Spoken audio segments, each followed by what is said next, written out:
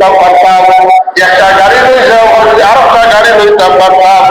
অর্থাৎ বন্দার খাওয়ার শেষ নাই, বন্দার খাওয়ার কোনো শেষ নাই।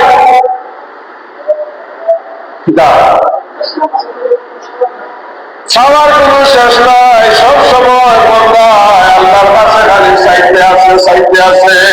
অর্থাৎ দুঃখ করবেন না, কারণ কি আল্লাহ ধ্বংস করছি, আল্লাহ ধ্বংসরে দৌলত দিছে, দৌলত দিয়া পরীক্ষা করেন।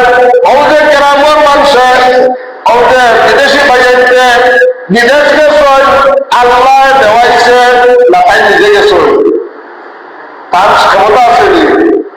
আল্লাহ চাইলে তো নিজে দেওয়ার আগে কোনো চিন্তা করতে রাখতে পারতাম, আল্লাহ দিছে।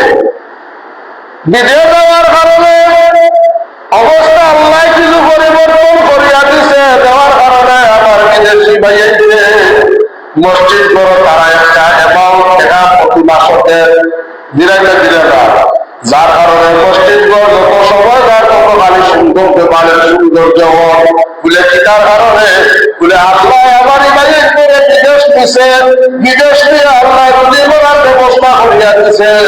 আর ব্যবস্থা করিয়া দেওয়ার কারণে এই ভাইয়াইতে মন করিয়া আল্লাহর মধ্যে তারা সুন্দর করে। এখন যদি বলছিল না আমি দিতাম না, তুমি বা একাই আল্লাহ ওভাবে আদায় করা আল্লাহ। তুমি আল্লাহ রাস্তায় যদি সদকা করো না, আল্লাহ রাস্তায় যদি দান করো না, তুমি টেকা টেকা করিয়া যদি খাবার খাইয়া করিতা করে বলবা, জানিয়া রাখলে তোমার এমন একটা খুবই হইব যে সম্পদ বলা করছো এটা একটা খুবই সম্পদ এখন হইছে না।